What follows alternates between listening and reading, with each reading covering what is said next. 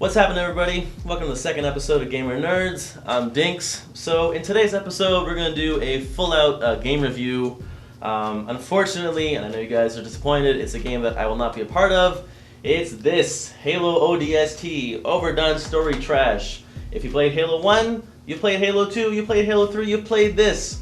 So I'm not interested. I'm going to give this review off to our resident Halo Horrors voice and Kalina.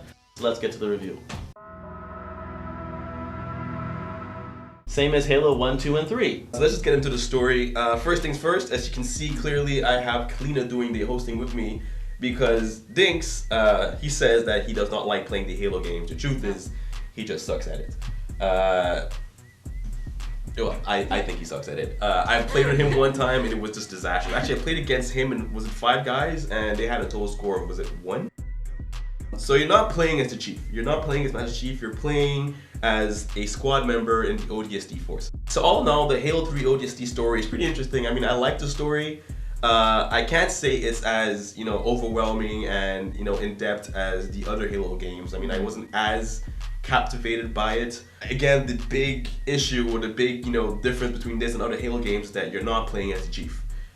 So you are playing as, the rookie. So one thing I didn't like about playing with the rookie was the fact that he didn't speak.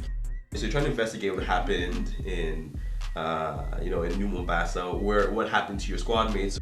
You go around and you find items. You jump to the perspective of Mickey, Dutch, Buck, Romeo, for example, and that's when you actually, that's when the story actually progresses. I agree with you. I don't think that it was as captivating. No Master Chief, no interest. So. Wow. No Master Chief, no interest. That's true. I didn't really bond with the characters that were in this game. I agree with you. I didn't find that you got any time to actually bond with the characters. I mean, I thought it was a new approach. It was a risk they took to jump back and forth. So you got to experience the different characters, and then in some places you actually saw some interplay between the characters and got to know them a little bit.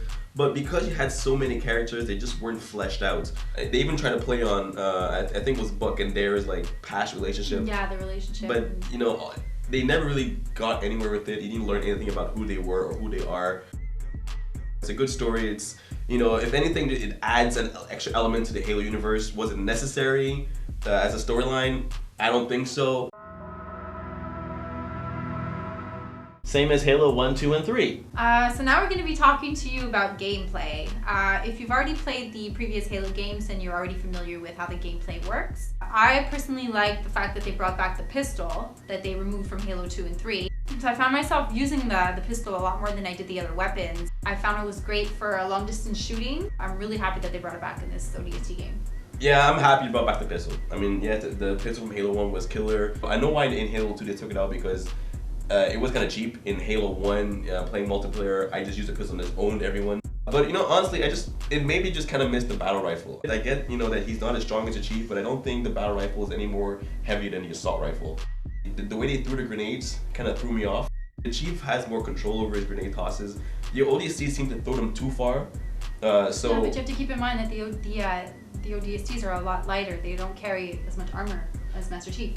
If you're gonna make the ODSTs throw the grenades all weird, then you might as well not make them able to carry the chain gun.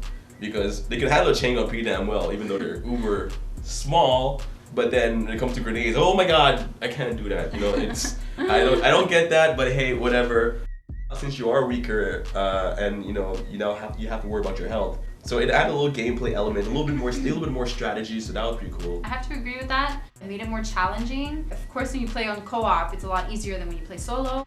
When the grunts start to kick your ass, when you get shot with a plasma pistol and it actually takes your health down, you're like, okay, this is a whole new ballpark.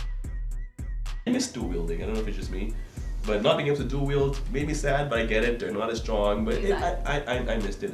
Maybe I'm just being a little bitch. I miss it too, but I found it again. They can't make the exact same game. They can't make ODST the same as the other Halo games, or else there won't be a difference. The SMG we all know and love. They brought it back this time around. It's silenced. You start off with the SMG and immediately just switched it to the pistol. I mean, the SMG had just way too much recoil. Anytime I had a chance to drop it, I dropped it. I mean, I even dropped it for a carbine. And in Halo 3, I hate the carbine, but in ODST, the carbine, I gotta say, I used it because they actually made me hate a weapon more than a carbine. So Boo-hoo, Bungie, boo-hoo. Same as Halo 1, 2, and 3. That's the way the game looks and sounds. Does it look better than Halo 3? That's the first question, right? Does it improve on Halo 3? ODST is a lot more sharper. Everything looks really detailed and looks more realistic. Because you are restricted to New Mombasa, I found just the fact that we kept repeating the same environment got really irritating at some point. I mean, especially at nighttime, that's when the game for me got muddy and kind of ugly. The night scenes, that's when you have to use your night vision. For me personally, it felt too shiny. You needed it to be on to see where you're going and even to, if you wanted to find some of the extra clues. But I just didn't like the night vision. Well, I think they made the night vision more, like you said, brighter, but it was it was more of a challenge. Maybe I'm just not a fan of night vision. I guess not, right? This is an issue I've always had with Halo games. And I mean, when it comes to the actual helmets that, they model, for example, Master Chief's helmets or the ODST's helmets, they look good. I like the detail on them, but when it comes to the actual faces, the faces are so blocky and they look I just can't, no seriously, I can't stand the faces. The fact that now, you're playing with ODSTs and most of the time they take their helmets off, so you get to see them without helmets in your face a lot more often, and for me, I was just like, oh, this is ugly, especially Dare. Especially Dare. Dare is ugly. Dare didn't do it for me. Oh, it didn't do it for him. But beyond that, I mean, it's a good looking game, so you can't really complain. Now, in terms of the way the game sounds, it's Halo, so it sounds like Halo. They did take some kind of different turns this time around. For example, I don't know, whenever you're playing as the rookie, sometimes it introduces kind of weird soap opera kind of string. Voice acting, again, you can't complain because Bungie always goes like, all out with the voice acting. I mean, they had the main character from Firefly.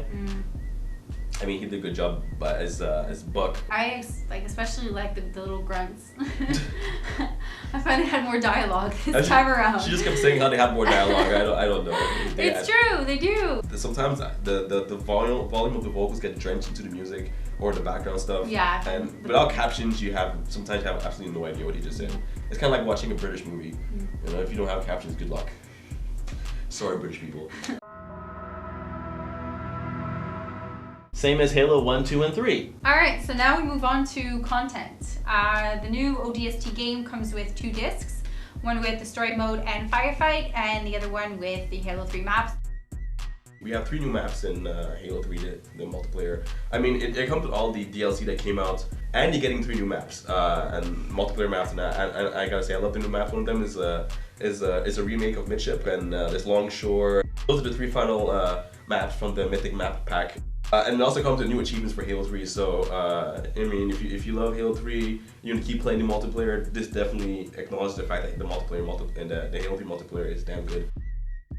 The star of the show for me personally is Firefight. I am more drawn to Firefight than even the new maps. I actually haven't played all of the new maps yet. You didn't play any of the maps? I didn't, no. What the hell? Lack of time. But when I do play, I play Firefight. Well, it kind of reminds me of Horde from Gears of War, actually. You start off with easy enemies, and as the rounds go on, your enemies get harder. I mean, Bungie's known for its matchmaking system, yet in Firefight, there's no matchmaking system at all. That's something I found was definitely missing, and I hope maybe in the future they implement one. In the story mode, there's some new stuff like, there's extra content, there's a little side story, so you find all these little video, audio logs. You found them all. I found them all.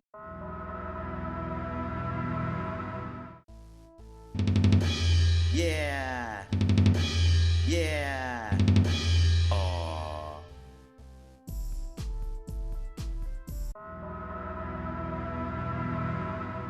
Alright everybody, so that concludes our super interesting Halo ODST review. I'm honestly sick of talking about this game, so leave us your comments, your feedback, and your thoughts on the episode.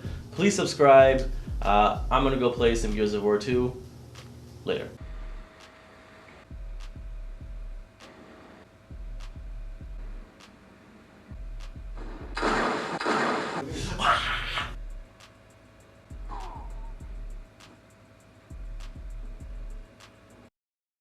Look at the next episode!